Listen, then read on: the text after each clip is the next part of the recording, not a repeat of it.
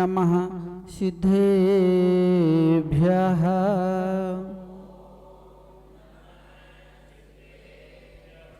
ॐ नमः सिद्धेभ्यः।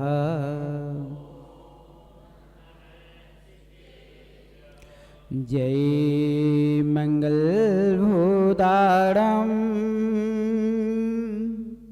विमिलाणं नाणदंशने मयाणं तिलोस्याराणं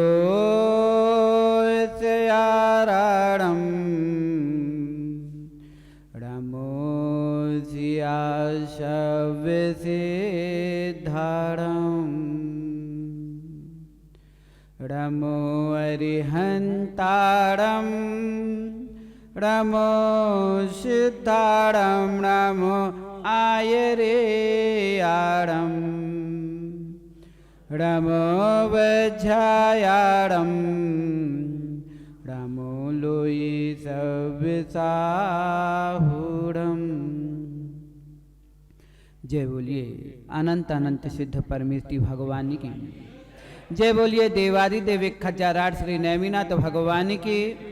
जय बोलिए अध्यात्म योगी आचार्य भगवान कुंद कुंद स्वामी की। जय बोलिए वात्सल्य दिवाकर आचार्य भगवान विमल सागर जी महाराज की।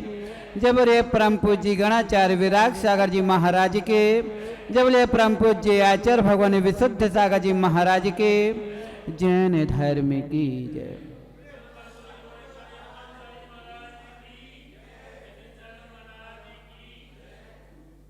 खेला इतना खेल हमने, खेला खेल इतना हमने कि कभी हम खेल से खिलाड़ी नहीं हुए। हाथ में था खेल लेकिन उस खेल ने हमें ही खेल डाला। जैसे हाथ में आया बारूद हमें ही उड़ा के ले जाए तो किस काम के तुम्हें खिलाड़ी। अरे खेल को ऐसा खेलो कि तुम बन जाओ खिलाड़ी, न रहे खेल न फिर किसी से मेल। आज कई सदियों से कई भवांतरों से हम मेल करते करते और मेल का ही एक खेल खेलते आ रहे हैं। ये मेल करना भी एक खेल हो गया। आज इनसे मिले कल उनसे मिले, आज इनसे वियोग कल उनसे वियोग, कहीं संयोग तो कहीं वियोग। ये संयोग वियोग का होता रहा नियोग और ये नियोग ही बन गया अब हमारा लिए खेल। क्या जीवन भर ऐसे ही संयोग वियोग करते रहेंगे या ऐसे ही नियोग बना करके हम जाते रहेंगे कि आज यहाँ का संयोग तो कल वहां का संयोग। कौन से खेल में खेलने लगे हो? जन्म लिया मरण कर लिया, जन्म दे दिया पालन पोषण कर दिया, वही खेल करते रहे। एक इंद्री से लेकर के पंच इंद्री तक पाए, उत्तम पात्र तक की पात्रता पा गए, लेकिन खेल हमने आज तक नहीं बदला। कौन सा खेल नहीं बदला? वही खाना पीना, इंद्रियों विषय भोगों में लिप्त होना, एक इंद्री से लेकर के पंच इंद्री तक में। बताइए आपकी क्रियाओं में अंतर क्या आया? क्या कभी आपने भोजन पानी बंद किया? क्या आपने अपना पालन पोषण इंद्रियों को भोगों से दूर होने के विचार किए? कोई खेल बंद नहीं किया। जैसे आप खेल जीवन का हो रहा है वैसे एक इंद्री से लेकर सभी जीवों का हो रहा है। सभी खाने पीने के लिए लगे, सभी अपनी एज। अगर एक इंद्री जीव है तो वह अपने स्पर्शन इंद्री रूपी भोग को भोगने लग रहा है। जो दो है तो वो दो में लगा, कोई तीन है तो तीन में लगा, कोई पांच है तो पांच में लगा, लेकिन कोई भोग से दूर नहीं हुआ। अब तो कम से कम इतना तो चेत जाओ किसी साहब कि अब हमें मरण कैसे करना है। ये ताश के पत्तों में आज हमें पांच के पंजे से यही उपदेश सुनना है, यही उद्देश्य बना लेना है कि अब हमें जो संलेखना ऐसी करना है कि फिर इस संलेखना के बाद कभी जन्म मरण ही ना हो। लेकिन संलेखना के जो अतिचार हैं उन अतिचारों को पहले दूर करना होगा। कौन कौन से अतिचार लग जाते, कौन से अतिचारों में हम फंस जाते हैं कि संसार के खेल में ही हमें लटकना पड़ता है और इसमें ही भटकना पड़ता है। महाराज पेपर हमने पूरे अच्छे दिए, ना जाने क्यों हम एक नंबर से पीछे रह जाते हैं, एक नंबर में ही अटक जाते हैं। ठीक है भैया, पूछो इन बच्चों से, महाराज पूरी परीक्षा में हम अच्छे नंबर लाते हैं लेकिन जॉब लगने में मात्र 1 नंबर में पीछे रह जाते हैं। स्टेशन पहुंच जाते हैं, बस 1 मिनट पहले गाड़ी छूट जाती है। बस 1 मिनट की कीमत है, एक पल की, एक समय की कीमत है। सारा जीवन त्याग में निकाल दिया, तपस्या में निकाल दिया, लेकिन अंतिम संलेखना के एक पल में भी अगर किंचित भी अतिचार हो गया, बस लटक गए। मात्र एक भाव ऐसे जागृत हो गए। पूछना उन 5 पांडवों में जब लोहे के जलते हुए अंगारों के श्रृंगार उनको कराया गया, लेकिन 3 के भाव कैसे थे, लेकिन 2 के किंचित मात्र क्या हुआ, लटक गए। 3 तो चले गए लेकिन 2 लटक गए, मात्र किंचित पल भर के लिए। जाकर के पूछना गोमतेज के बाहुबली से कि हे बाहुबली, तुमने तो इतनी घोर तपस्या की लेकिन एक सल्ले के पीछे ज्ञान नहीं हो पा रहा था, एक अंग के पीछे टिकम भैया, जॉब नहीं लग पा रही है, अच्छा स्कूल नहीं मिल पा रहा है, अच्छा पैकेज नहीं मिल पा रहा है। क्या है, किसका जन्म मरण नहीं होगा? सभी का हो रहा है। कोई साधना करके जन्म मरण कर रहा है, कोई साधना ना करके कर रहा है, लेकिन जन्म मरण की क्रिया तो सदियों से चली आई है, चलती रहेगी, क्योंकि ये वस्तु का स्वभाव है कि जब जन्म लिया तो मरण होगा, उत्पन्न हुआ है तो इसका वह नाश भी होगा। जब जन्म मरण होना ही है तो एक बार ऐसी वीरता पूर्वक मरण कर लो कि जन्म ही ना हो। और जब जब जन्म होगा तो निश्चित समझना केसी साहब, मरण तो निश्चित होगा, चाहे वो वस्तु हो चाहे अवस्तु हो। वस्तु को अगर आपने बनाया है तो वस्तु का भी नाश होगा। उत्पाद वै ध्रुवम युक्त सत्, उत्पाद भी हो रहा है, व्यय भी हो रहा है, द्रव्य भी है, लेकिन द्रव्य कौन है? उत्पादित का हो रहा है, और उत्पाद भी देखना है, व्यय भी देखना है, और ध्रुव को भी समझना है। जन्म मरण किसका हो रहा है? आत्मा का? नहीं, आत्मा का जन्म मरण नहीं हो रहा है। हो तो आपके शरीर का रहा है। ये पुद्गल आपका बन रहा है, मिट रहा है, जल रहा है, गल रहा है, सड़ रहा है, लेकिन इस पुद्गल में लिप्त होकर तुम्हारी ये आत्मा, जिसको हम कहते हैं कि फलाना व्यक्ति मर गया, अरे व्यक्ति मरा है, उस व्यक्ति का जीव नहीं मरा। उत्पाद हो गया तो एक जगह अगर उत्पाद हुआ है तो दूसरी तरफ व्यय भी हुआ है, लेकिन वस्तु वही है, जीव वही है, द्रव्य भैया किसी साहब। वस्तु का जो द्रव्य बना वो तो वही रहेगा। जैसे कि हमारे केसी साहब ने आए और एक रस्सी लाई, रस्सी में आग लगा दी, माँ कहती है रस्सी नाश हो गई, मिट गई। केसी साहब, रस्सी मिट गई? महाराज रस्सी तो मिट गई, ये तो राख हो गई। अरे रस्सी का नाश हुआ है लेकिन राख का उत्पाद हुआ है, लेकिन अभी ऊर्जा का नाश कहाँ हुआ है? परिवर्तन तो हुआ है। ऐसे ही मां मरण के लिए आचार्य भगवंतों ने कहा 5 अतिचार से एक बार बच जाओ तो नियम से तुम्हें संसार में न अटकना पड़ेगा, न भटकना पड़ेगा, न चटकना पड़ेगा। छोटी छोटी बातों में चटक जाना, और जो चटकते हैं और चटकाते रहते हैं वो ही खटकते हैं और खटकाते रहते हैं। जियो तो ऐसा जियो कि किसी के दिल में तुम्हें खटकना ना पड़े।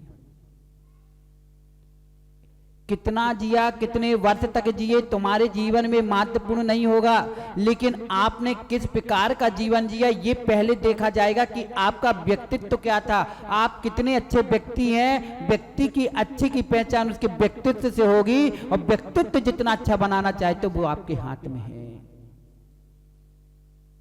कई लोग ऐसे भी हैं कि जीते जी उनका कोई नाम नहीं लेता, और कई लोग ऐसे हैं कि आज तक दुनिया में नहीं है लेकिन उनका नाम सभी कोई लेता है।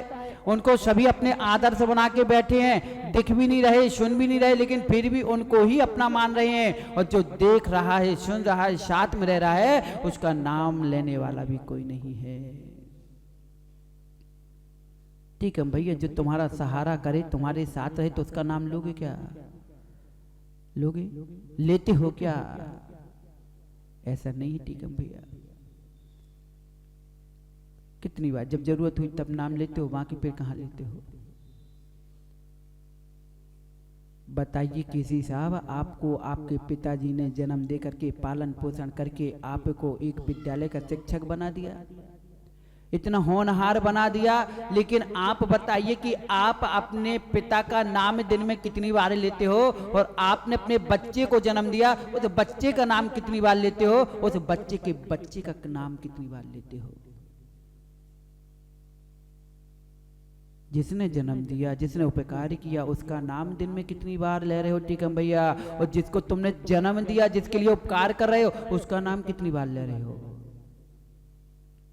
क्या ये जीवन है? जब आप अपने पिताजी का नाम दिन में 1-2 बार कभी याद आ गई तो ले लेते हो, ये मत भूलो कि तुमने जिसको जन्म दिया है वो तुम्हारी माला फेरेगा नहीं फेरेगा। लेकिन हम फिर भी उन राग में इतने फंस जाते, इतने आसक्त हो जाते, कोई अपने पर के प्रति आसक्ति रख लेता है, कोई इंद्रिय जनित सुखों में आसक्तिपन रख लेता है, लेकिन भूल जाता है कि हमारा लक्ष्य क्या है। त्यागी बन गई, अणुवृत्ति बन गई, महावृत्ति बन गई, लेकिन अपने लक्ष्य को अगर आँख में नहीं रख पाए तो हो सकता है कि तुम बेलक्ष्य हो जाओगे। करना है सबको तैयारी, सबकी चल रही है तैयारियां उस सत्यात बोध से कि हमें अपनी संलेखना करना है, हमें भी समायिक में प्रवेश करके समाधि पद को प्राप्त करना है। लेकिन समाधि में बैठ करके समाधि हो जाए जरूरी नहीं है। अतिचार है, वो खेल सिखा रहा है हमें पंजा की। ये 5 अत्याचार क्या है, एक एक विषय पे हमने देखा कितने 5 का खेल कहाँ तक रहा। लेकिन ये पंचम गति को पाना है तो 5 को पहले समझना पड़ेगा, और 5 को समझने के लिए पहला नंबर रास्ता है आपका आस्था, और आस्था के लिए भी 5 ही चाहिए, वो है पंच नमस्कार मंत्र। पहले आस्था 5 में लगाओगे, फिर रास्ता तुम्हें पंचम गति का मिलेगा। जब आस्था ही पंच परमेष्टि से नहीं है तो रास्ता पंचम गति का तुम्हें मिलने वाला नहीं है। लेकिन आस्था से रास्ता तक आना है तो और बीच में जो अड़चने हैं उसको भी समझना है। पहुंच चुके हैं संलेखना में, संलेखना पर आरूढ़ है, अब उस अंतिम शैया पर विराजमान जीव, लेकिन अभी भी बस जाने की तैयारी में 1 नंबर से कहीं चूक ना जाए। बस 99 तक में हम पहुंच जाते हैं, लेकिन 98 तक पहुंच गए। अभी अमरचंद जी सांप सीढ़ी खेली, माँ एक एक करते करते गोटी में एक एक सीढ़ी चढ़ते चढ़ते 98 तक पहुंच जाता है। लेकिन अगर 99 में फंस गया तो फुसकार से फिर नीचे आ जाता है। ये खेल है, चाहे ताश का खेल हो, चाहे आपकी सांप सीढ़ी हो, चाहे बैट बल्ला हो, चाहे आपकी हॉकी हो, चाहे कोई, ये सारे खेल आपको जीवन में जीने की कला सिखा रहा है। जीवन देने वाले बहुत है, लेकिन कला सिखाने वाले हमारे खेल ही हमें कला सिखाते हैं। उस कला में कैसे कलाकार बनना है ये अब आपको सीखना है। संलेखना का पहले अतिचार को समझना है, क्योंकि समय रोज हो जाता है, लेकिन ये समय तो कई बार आया, कई बार निकल गया। लेकिन इस बार का समय हमारे हाथ से न निकल जाए, इस समय को अपने हाथ में ऐसे पकड़ के चलना कि समय तुम्हें समयसार बना दे। इसलिए पहला है जीवी संसार, जीवन जीने की आशाएं रखना, आशा रखना। पहले माँ गरीबी के दिन थे, बीमारी के दिन थे, तो सोच रहे थे भगवान कब उठा ले, कब ले जाए। नहीं देखा जाता ऐसा दुख, नहीं झेला जाता ऐसी कि गरीबी, इतनी बीमारियां, अब तो भगवान कब सुन ले हमारी, ले जाए।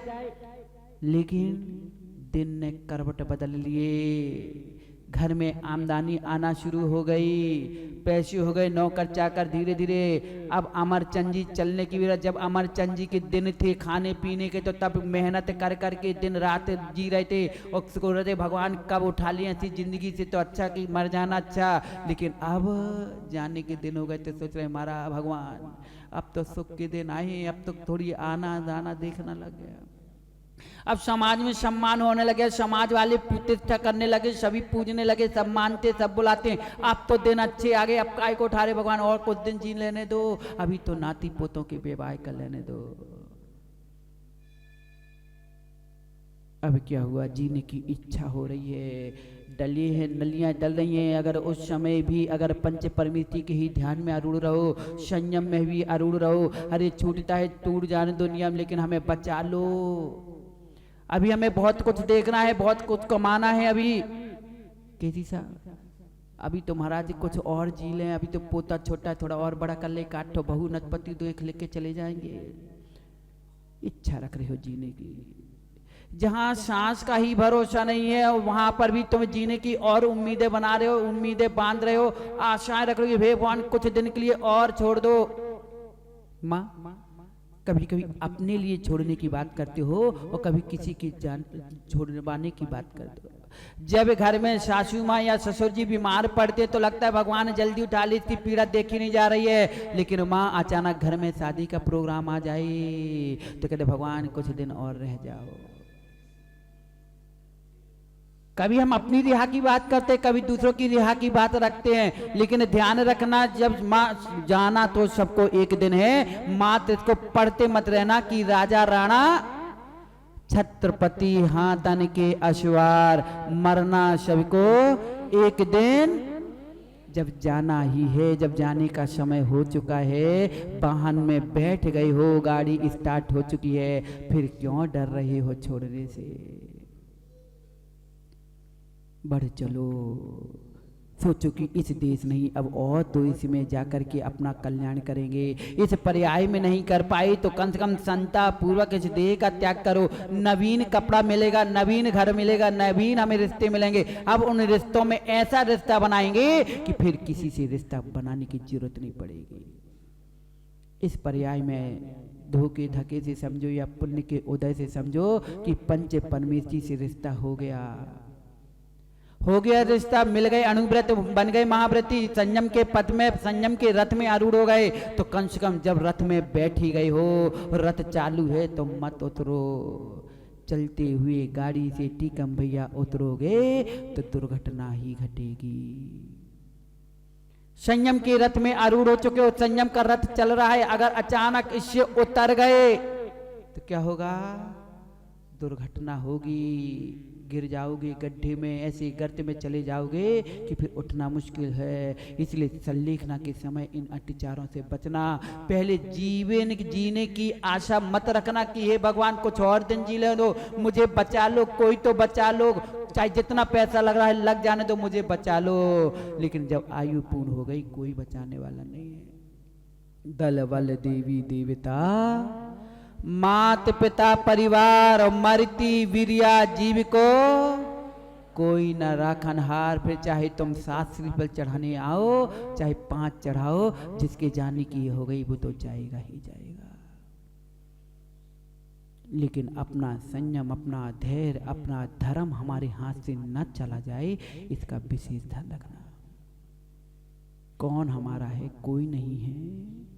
एक तो जीवन जीने की आशा रखना ये अत्याचार है कि और जी ले, और जी ले, भगवान ने बचा लो। ये संक्लिष्टता के परिणाम उसे संलेखना में समता पूर्वक मरण नहीं करने दे रही है। रो रहा है कि बचा लो बचा लो, और दूसरा है मरणाशांसा। एक चाह रहा है कि मुझे जीने का मिल जाए, और एक सोच रहा है कि ये भगवान कब जल्दी उठाओ, ये वेदना नहीं सही जा रही, कब मर जाए। ऐसे परिवार के बीच में रहने से अच्छा तो मर जाएं। नहीं चाहिए गरीबी, नहीं देखना अमीरी अमीरी, ऐसा क्यों कष्ट अब सहन नहीं हो रहा। ये कष्ट कौन है माँ? तुमने ही तो बीज बोए थे। जब तुम मीठा हलवा बनाता है तो मीठा खाना आपको पड़ता है, और तीखा बनाओ तो तीखा भी आपको खाना पड़ता है। जब तुम्हें तीखा पसंद नहीं था तो मीठा डाला क्यों नहीं? डालते हो तीखा और कहते हो कि मिल जाए मीठा, तो नहीं मिलेगा। मरने की बार बार भावना ना। आप पढ़ते भी हो कि दिन रात मेरे स्वामी मैं भावना ये भाऊं, देहांत के समय में तुमको न भूल जाऊं। जीने की हो न इच्छा, मरने की हो न वांछा, परिवार जन से मैं राग को हटाऊं। यही तो अत्याचार के बारे की भावना की। इन अत्याचारों से बचने के लिए यही भावना तो प्रार्थना कर रहे थे भगवान से। लेकिन एक सासू को बहू ने क्या उल्टा सीधा सुना दिया। अब सासू कहती है मर जाना अच्छा, भगवान जल्दी उठा लो, अब नहीं रहना, मर जाए तो अच्छा। अरे माँ, ये नर्तन ऐसे नहीं मिलता,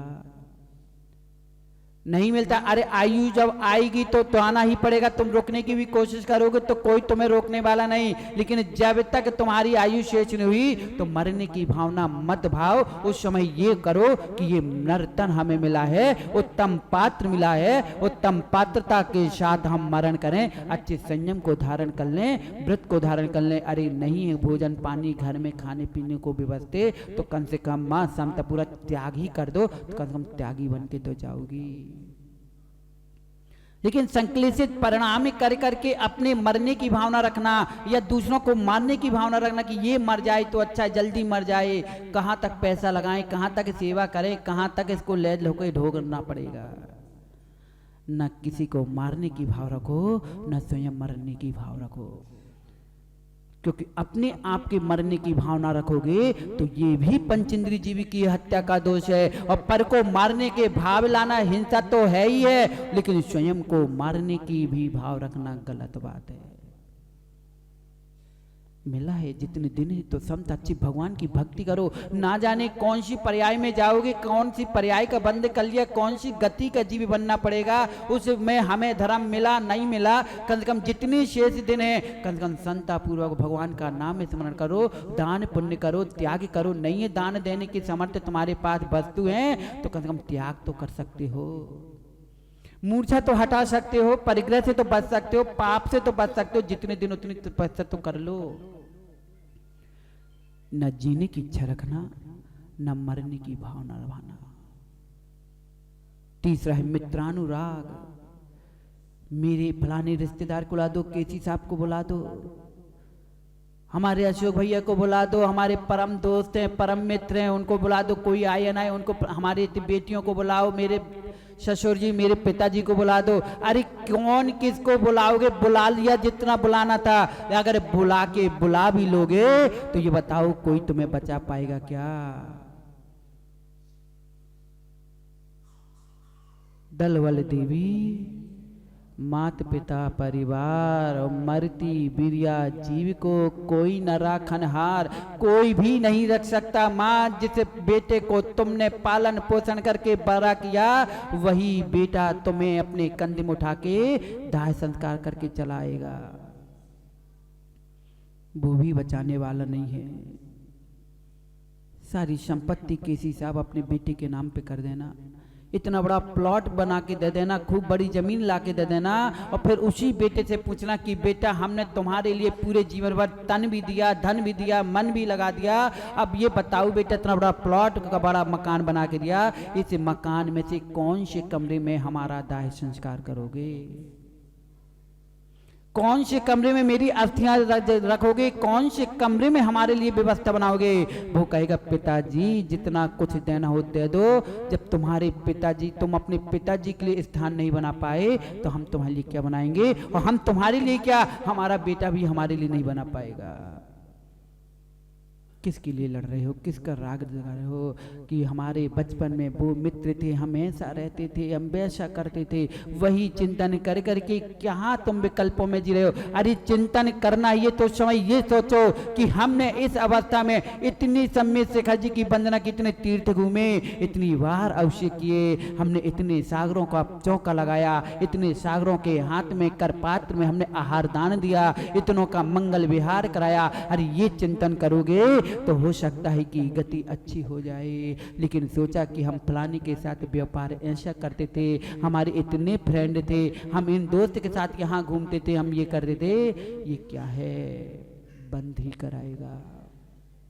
और हम बंद करते करते हम बंद में ही बंद हो गए कि हम मोक्ष नहीं जा पा रहे। कम से कम निर्बंध हो जाओ कि वहां पर ऐसे पहुंच जाओ कि फिर यहां बंद करने की जरूरत न पड़े। मित्रानुराग मात्र मित्र ही नहीं, अगर किसी विशेष व्यक्ति के साथ साथ किसी परिवार या व्यापारी जन से भी राग है, ये विराग भी तुम्हें यहीं लटका के पहुंचाएगा, चाहे तुम्हारा सगा भाई क्यों ना हो। राग बहुत कठिन होता है, लेकिन किस हिसाब से सत्य मानना, राग ही कर पाओगे, राख किसी को नहीं पाओगे। माताओं जाकर के घर में कह देना कि जब मेरे प्राण अंतिम समय हो तो मुझसे ना कोई राग भरी बातें करना, ना मुझसे ये पूछना कि फलाने को जानते हो क्या, ठिकाने से बोलना है क्या। अरे किसी को मुझे राग भरी बातें न करना, ना मुझे याद दिलाना, मुझे तो ये दिलाना कि तुम समता पूर्वक अपने संयम का पालन करो। तुमने कितनी पूजाएं की, उन पूजा का ध्यान करो। तुमने कहां कहां अभिषेक देखा, उसका चिंतन करो। कौन कौन से सागरों को आहार कराए, उनका चिंतन करो। लेकिन ये मत कहना कि तुम्हारी बेटी कहां पे है, ये मत पूछना याददाश्त है कि नहीं। अगर तुम्हारे यहाँ किसी साहब तुम बीमार पड़ो, बच्चा रोने लगे, तो पहले बोल देना कि बेटा मेरे जान देखते समय आंखों में आंसू ला करके मेरे सामने खड़े मत होना। बस तू मुझे राग तो मेरे से कर सकता है, लेकिन मुझे राख नहीं पाएगा। अमरचंद जी, राग ही कर पाओगे, राख किसी को नहीं पाओगे और राख हो जाओगे। राग करने वाले राग तो हो गए, लेकिन राख किसी को नहीं पाए। जब राख नहीं पाना है तो फिर क्यों राग करके राख होना है। मित्रानुराग फिर आता है मां सुखानुबंध कि हमने सुख की अभिलाषा की कि हमने इतनी की है, पहले हमने ऐसा भोगा, हम पहले ऐसी गाड़ी में चलते थे। माना सुभाष भैया सुभाष सागर बन गए। अब वो बोलते हैं कि हम तो जब घर में थे ना तो अच्छी वाली इस वाली गाड़ी में घूमते थे, इस वाली होटल में जाके रुकते थे, हमारे इतने नौकर चाकर थे, हमारा ये व्यापार था, इतने खेती थे, हम ऐसे तानाशाही से रहते थे। क्या सुख की है बुलाता जी याद करना। इतने मत भूल जाना कि हम कहाँ जा रहे हैं।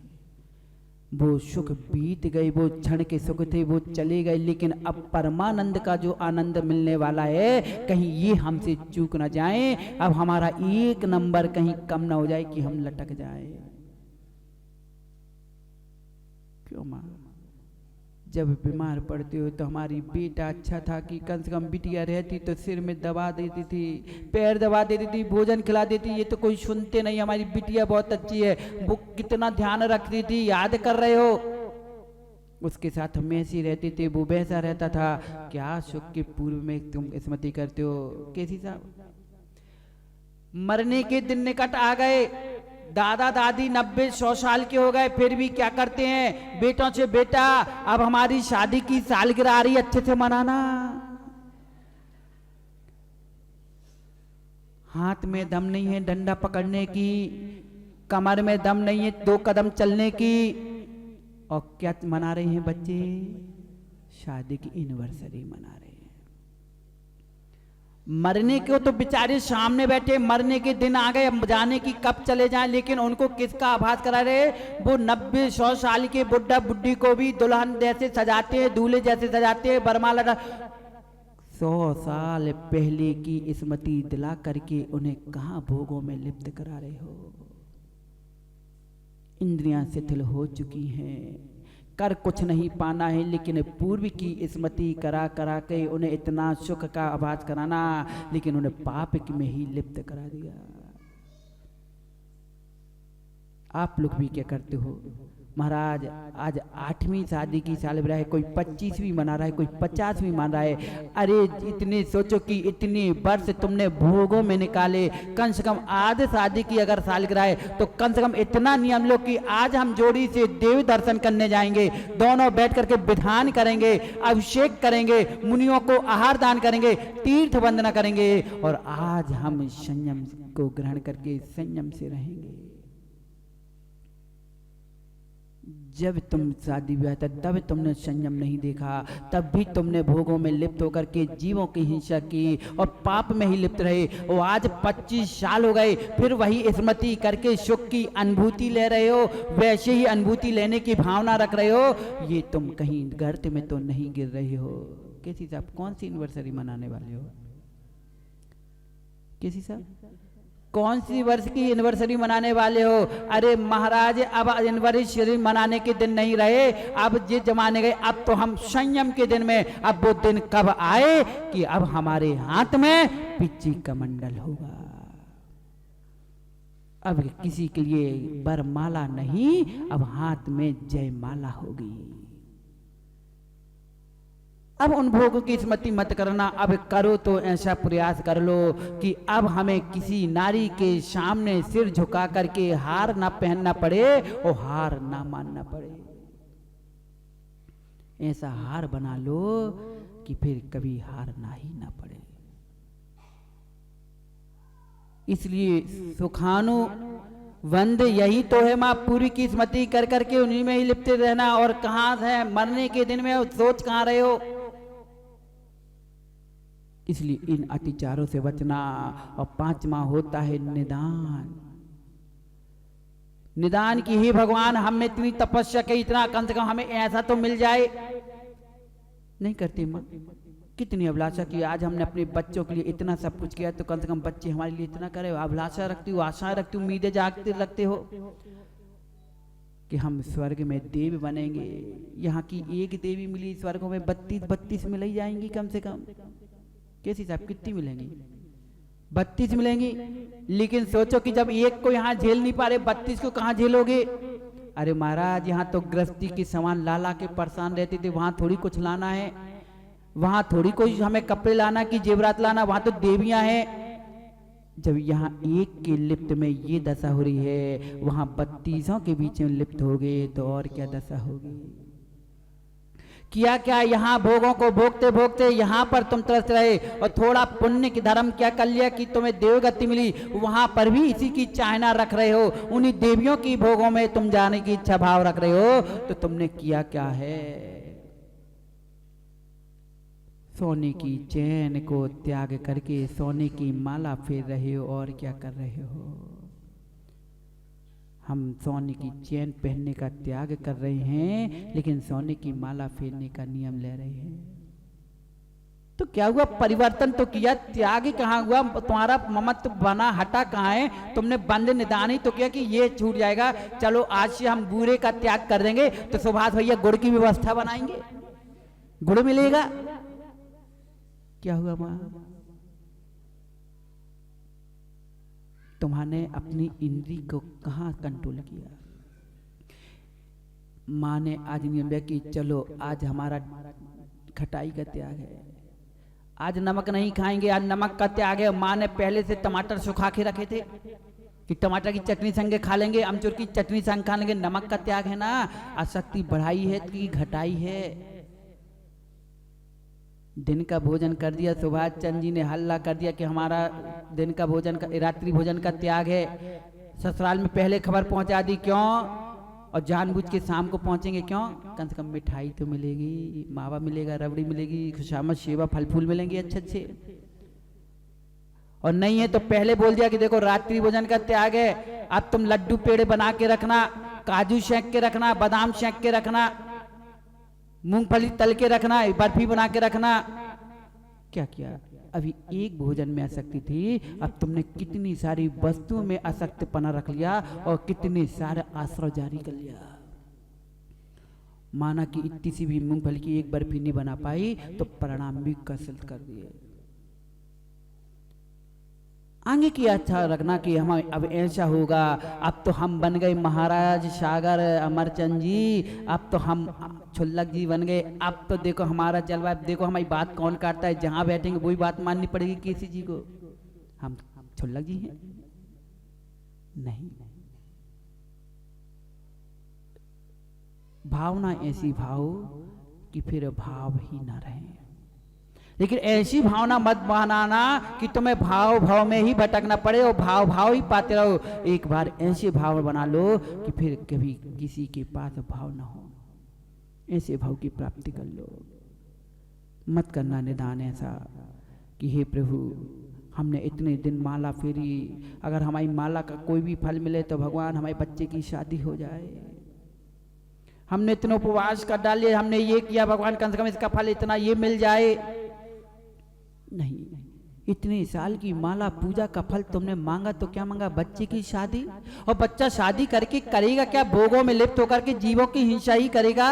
एक बार के भोग में 9 कोटि जीव मरेंगे। तुम्हारी साधना का फल उस जीवों की हिंसा के लिए साधना की थी, इसके लिए तुमने त्याग किया था, इसके लिए तुमने इतना बड़ा त्याग करके जीवन जी रहे थे, इसके लिए तुमने विधान और इतने तुमने सिद्ध चक्र विधान रचाए कि बच्चों की शादी हो जाए। ये तो भक्ति का फल मांगा तो हिंसा का ही फल मांगा, क्या मांगा?